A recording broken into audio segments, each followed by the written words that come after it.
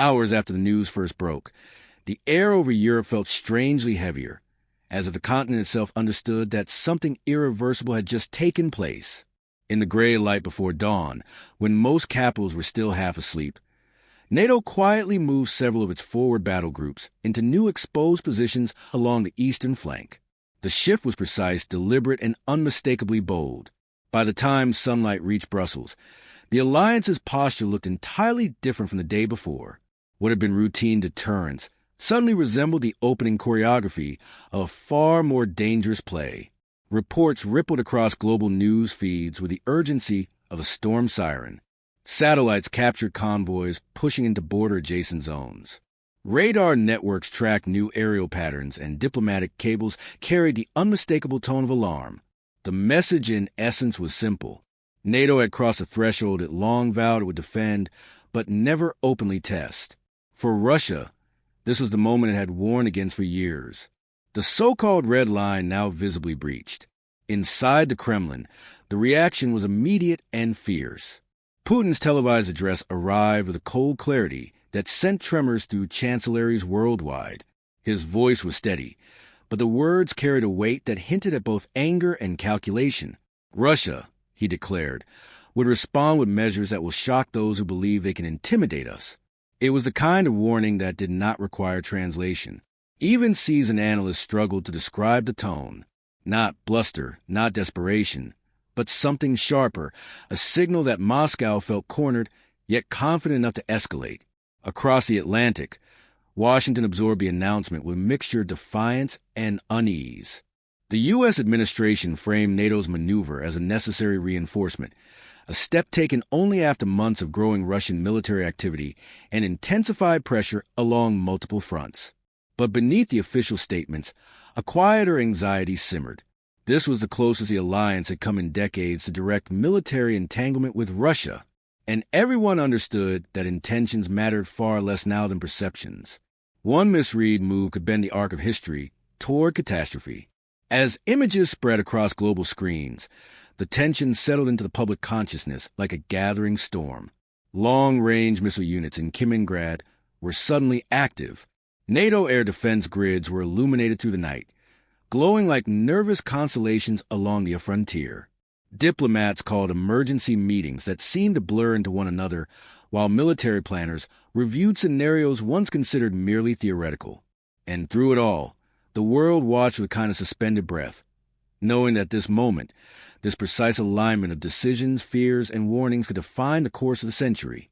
But underneath the visible confrontation lay something far more unsettling. The suddenness of NATO's move raised questions for which no official answer seemed adequate. Why now? Why in this exact formation? And why with such awareness that Moscow would interpret it as a definitive challenge? The breaking moment felt too precise, too calibrated to be a mere defensive adjustment. There was intent buried beneath the layers of strategy, a deeper calculation waiting to be understood. For now, the world stands the first hours of a confrontation neither side claims a want, yet both appear prepared to wage. And as the shock settles, one truth hangs over the horizon like the fading echo of distant thunder. This was only the beginning. As the first wave of reaction subsided and officials retreated behind closed doors, a quieter, more intricate narrative began to emerge. A story not of sudden military urgency, but of long brewing strategic intent. In the stillness of early evening, when the frenzy of headlines briefly slowed and analysts finally had space to breathe, the outlines of NATO's deeper calculus started to reveal themselves. What looked like a defensive reinforcement on the surface carried the unmistakable imprint of a broader geopolitical shift.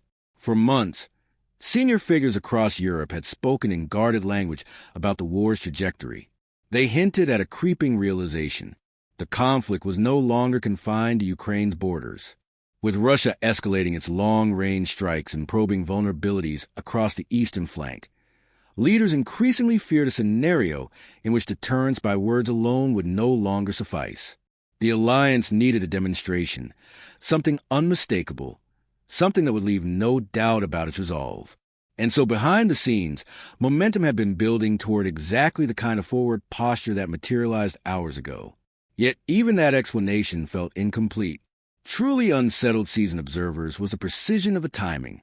NATO moved not merely in response to battlefield developments, but in anticipation of a strategic inflection point. Russia's intensified missile campaigns, its newly fortified positions, and its widening coordination with other strategic partners had begun to shift the balance in its favor. There was a palpable fear that if the alliance did not assert itself now, it might lose the ability to shape the conflict's long-term trajectory. The deeper intent, quietly acknowledged by diplomatic insiders, was to force a recalibration not only in Moscow, but throughout the global system of alliances. NATO wanted a signal that the war could no longer be navigated through ambiguity or cautious half-steps. This deployment was meant to restore the credibility of deterrence, to show that the alliance still possessed a will to act decisively even when the risks were enormous. It was a message to Russia, yes, but also to Europe, to Washington, to every nation watching from afar. The era of strategic hesitation had ended, and yet, beneath the confident exterior lay the shadow of another motive, one rarely spoken aloud. The alliance knew that Russia's leadership thrives in conditions of perceived Western indecision. A dramatic move executed swiftly and publicly could disrupt Moscow's expectations and force it into a defensive psychological posture. In essence, NATO was not just moving troops. It was moving the framework of the conflict, attempting to seize the initiative at a moment when Russia believed it had gained momentum. But that was only the surface. What followed from this strategic pivot was far more unsettling. By crossing the red line Russia had drawn for years, NATO was gambling that Moscow would restrain itself, that the Kremlin, despite its fury, would calculate the cost of full confrontation and step back from the brink. It was a calculated risk, the kind that reveals how thin the margins of global stability have become. Because if that gamble fails, the fallout will not be limited to diplomatic friction or military posturing. It will reshape the architecture of European security in ways that cannot be undone. In the silent corridors of power, where strategy is shaped away from cameras, officials understand the stakes with chilling clarity. They know that intent, no matter how carefully crafted, cannot guarantee control. They know that the next move belongs to Moscow, and that every step from here forward carries the weight of unintended consequences. As night settles over Europe, one question lingers like a warning carried on a cold wind.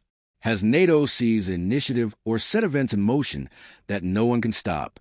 As dawn returned to Europe, the deeper machinery powering this confrontation began grinding into motion, revealing the immense weight behind each decision made in the past 24 hours. Far from being a symbolic gesture, NATO's forward movement activated a sprawling network of economic and military systems, each carrying its own tension, each adding momentum to a conflict drifting closer to the edges of great power war. It was not a single deployment. It was the beginning of a continental mobilization. Across Europe, defense ministries lit up with equity. Newly approved budgets for ammunition and missile production suddenly shifted from theoretical expenditures to immediate procurement cycles. Industrial plants long operating at piecemeal rhythm were instructed to accelerate, doubling shifts and expanding supply lines in ways not seen since the height of the Cold War. Engineers, economists, and military planners gathered in emergency sessions calculating how many months the alliance could sustain a reinforced posture before strain began to appear in the gears of the war economy. Meanwhile, the logistics networks, those hidden arteries that sustain armies, were being reconfigured in real time. Rail corridors in Poland, Romania, and the Baltic states pulsed with convoys carrying air defense systems, fuel reserves, long-range artillery platforms, and the thousands of smaller components that make a modern army functional. At key junctions, soldiers in reflective vests directed movements with the urgency of a race against an invisible clock. Everything needed to arrive in the right place at the right moment to give NATO's new posture credibility. A single bottleneck, a single miscalculation could fracture the entire illusion of readiness. But Europe was not the only arena now reshaped by the escalation. Russia, too, had begun mobilizing its vast machinery. Report emerged that long-range missile stockpiles were being repositioned, that naval groups in the Baltic and Black Sea were shifting into more aggressive formations, and that drone production, already intensified by months of war, was entering a new phase of expansion. Russian energy exports, one of the last steady pillars of its wartime economy, were being redirected toward partners willing to ignore Western pressure. Every movement hinted at preparation for a confrontation that might not stay confined to Ukraine. Economic markets reacted as if struck by a tremor beneath their foundations. Bond markets tightened, commodity prices spiked, and energy traders braced for the possibility that pipelines, sea routes, or storage hubs could become collateral in a geopolitical struggle spiraling out of control. Central banks across Europe watched with growing concern, understanding that a prolonged military standoff would force them into difficult choices. Choices between stability, inflation control, and the survival of an integrated economic system already weakened by years of crisis. And yet, what unsettled diplomats most was not the visible machinery, but the invisible one. Intelligence services reported surges in cyber activity targeting critical infrastructure. Financial networks detected unusual patterns hinting at stress tests or covert probes. Analysts feared that the line between military confrontation and economic warfare was blurring, forming a single sprawling theater where pressure could be applied at any point, and consequences could ripple outward unpredictably. But beneath these layers of preparation lay a more ominous truth. Momentum itself had become a strategic actor. Once nations began mobilizing on this scale, once industries, armies, and markets aligned themselves with the prospect of danger, the ability to reverse course narrows. Leaders lose room to maneuver, not because they lack imagination, but because the machinery they set in motion demands justification. The conflict begins to guide them, not the other way around. As the world watches the buildup accelerate, a question begins to take shape, one that leaders on both sides must confront whether they admit it or not. If the machinery continues to tighten its grip, who will still have the power to stop it? Through the long and restless night in Moscow, the glow of the Kremlin's floodlights stretched across red square like the reflection of some looming decision still unmade. Inside, senior officials moved in and out of secure rooms with an urgency that betrayed the gravity of the moment. Putin's explosive statement earlier in the day had been the public face of Russia's outrage.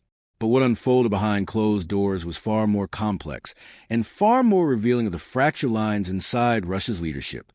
In the initial hours after NATO's advance, the hardline faction pressed their case with uncompromising ferocity.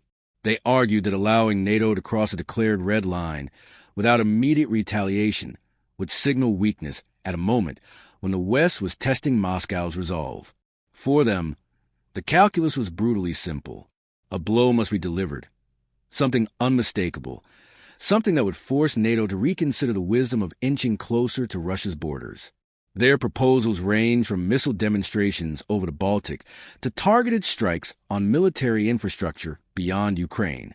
The air in those discussions felt sharpened by the knowledge such actions could ignite something far larger.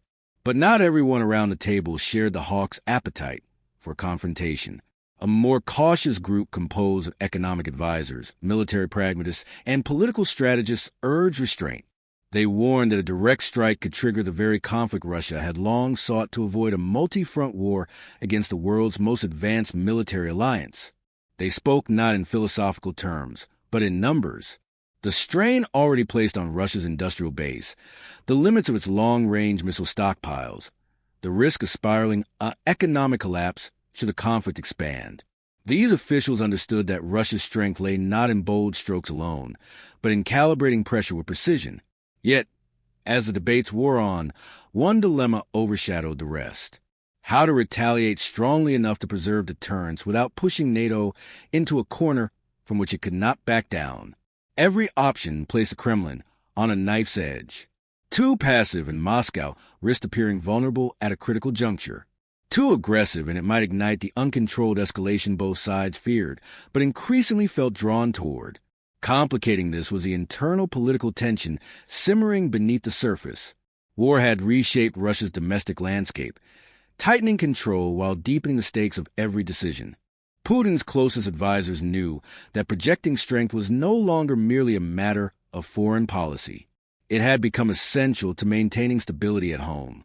A response perceived as weak could embolden critics and fracture the carefully managed equilibrium of power.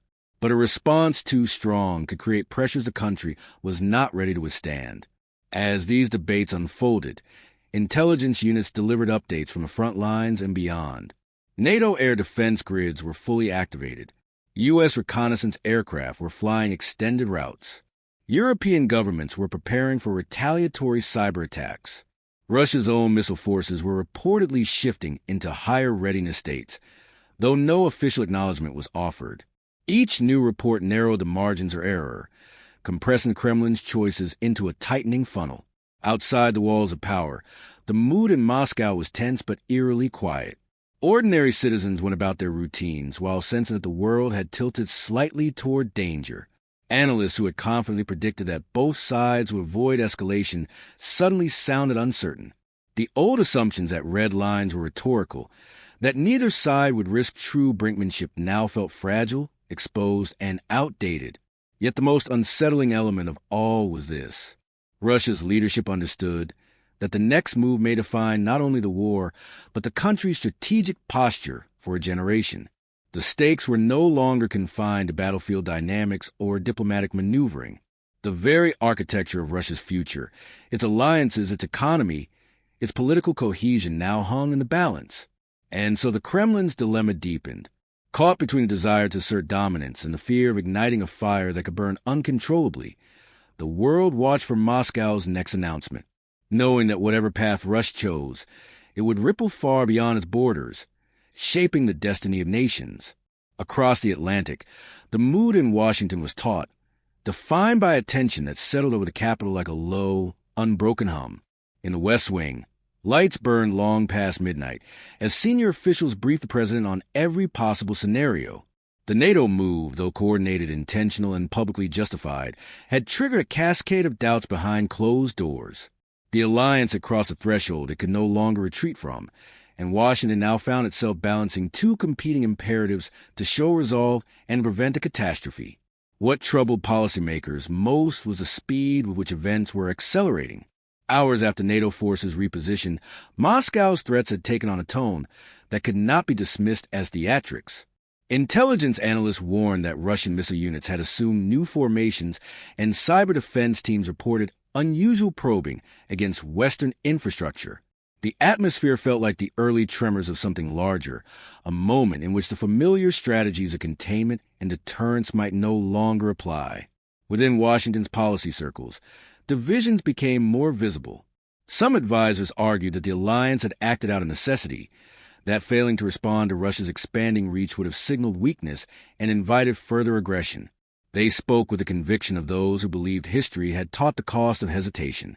To them, America's role was clear: steer NATO with confidence, bolster Europe's defenses, and confront Russia's challenge before it metastasized into something unmanageable.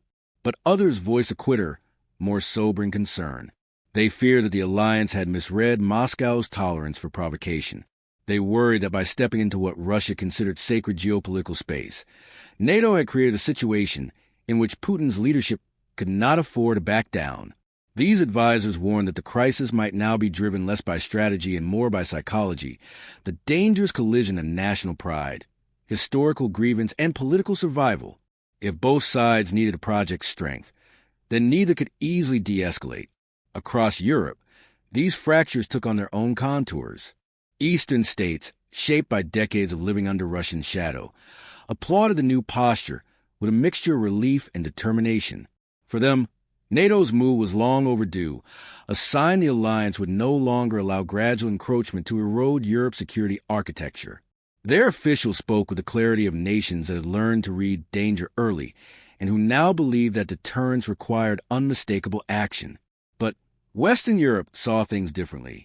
In Paris, Berlin, Rome, and Madrid, the mood oscillated between support and apprehension. Leaders understood the necessity of solidarity, yet privately questioned whether the shift risked drawing Europe into a conflict it spent decades trying to avoid. Public opinion in these countries was fragile, strained by years of economic uncertainty and war fatigue. Citizens who had once supported strong measures against Russia now wondered whether the continent was drifting too close to an abyss. Diplomats, meanwhile, found themselves walking a tightrope between unity and unease. Every statement had to be calibrated with delicate precision, firm enough to maintain cohesion, cautious enough to avoid provoking Moscow further.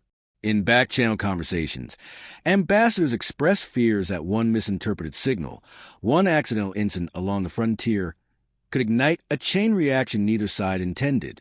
They spoke of fragility, of how quickly alliances can become trapped by their own commitments, and how difficult it can be to unwind decisions once momentum takes over. And yet, despite these fractures, a strange kind of unity persisted across the West. Not a unity born of confidence, but of necessity, a recognition that the international order itself was being tested. NATO's move had forced every government to confront questions long deferred. What is Europe willing to risk to defend its borders? What role must the United States play in shaping the balance of power? How far can deterrence stretch before it breaks? As the world watches Washington and its allies deliberate, the underlying fear remains unspoken but palpable. The alliance may be united in posture, but not in certainty. And at the heart of their dilemma lies the uncomfortable truth that strength alone cannot guarantee safety, not when the margin for error narrows with each passing hour. As the hours stretched into the early morning of a new day, the world stood suspended between the past and the future held in a collective, anxious breath. Every moment since NATO's advance had amplified the urgency in global capitals as analysts, diplomats, and military strategists tried to predict what would happen next. Yet, as much as they turned the data and pored over possible responses, the answer remained elusive. What had started as a regional conflict was now teetering on the precipice of something far more volatile, a confrontation with no clear exit. The immediate question hung over every mind: would the world's great powers find a way to avoid direct conflict? Or would the escalating tension between NATO and Russia mark the beginning of a far darker chapter? The answer, it seemed, depended on choices yet to be made. Moscow, as volatile as it had been in the hours since its warning, was unlikely to back down, no matter how the Kremlin framed its calculus. The fact remained that its survival as a global power hinged on its ability to project strength and dominance. If NATO's move was intended to restore deterrence, Russia would interpret it as a challenge to its very existence, one that cannot be ignored or mitigated with half measures. The military-industrial complex that Putin had nurtured for years was now primed for action. Yet the specter of total war, a catastrophic escalation that could spill far beyond the borders of Ukraine, would hang over every decision, testing the bounds of Russia's patience. On the other side, the West would grapple with its own equally perilous set of questions. NATO's unity was fragile, and beneath the collective resolve lay a quiet unease. Was this really the right moment to escalate? Had the alliance, in its quest to send a decisive message, miscalculated the stakes? In the back rooms of Washington, Paris, and London, whispers of diplomacy had not ceased.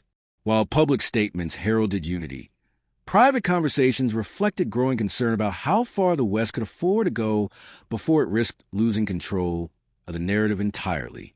And perhaps most crucially, what exactly was the endgame?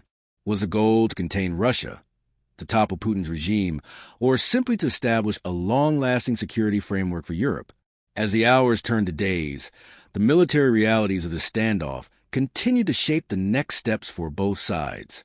Within NATO, there were those who advocated for rapid, overwhelming action, believing that this would force Russia to the negotiating table on Europe's terms. And then there were those who understood the cost of such action, both human and material, and who quietly wondered whether this moment might be more about preserving a fragile peace than winning a decisive victory. Yet the uncomfortable truth beneath all the rhetoric and the strategies was that the window for diplomacy was closing. The machinery of war had already been set into motion, and with each new deployment, with each new missile tested, the space for dialogue seemed to shrink. If neither side could find a way to recalibrate, then a broader, more globalized conflict was increasingly inevitable, one that could undo decades of geopolitical stability, shatter global economies, and reshape the balance of power in ways impossible to reverse. For the moment, world leaders found themselves faced with a decision far graver than they had anticipated. Would they de-escalate, forging a fragile peace through compromise and quiet diplomacy? Or would they allow the pressures of history, the momentum of armed conflict, and the looming specter of nuclear escalation to dictate their actions, pushing the world into a new uncertain era of global confrontation? As these questions lingered unanswered, Another fear began to take hold, not just a fear of military collapse, but the realization that in the face of such overwhelming stakes, humanity's most fundamental survival instincts could be distorted. Political ideologies, military strategies, economic calculations, all of these would be put to the test as the world watched, helpless to see which path humanity would choose. In the stillness of the moment, one question remained, unresolved and haunting. Would this be the point where nations found a path back from the edge? Or would it be the moment that history pointed to as the beginning of the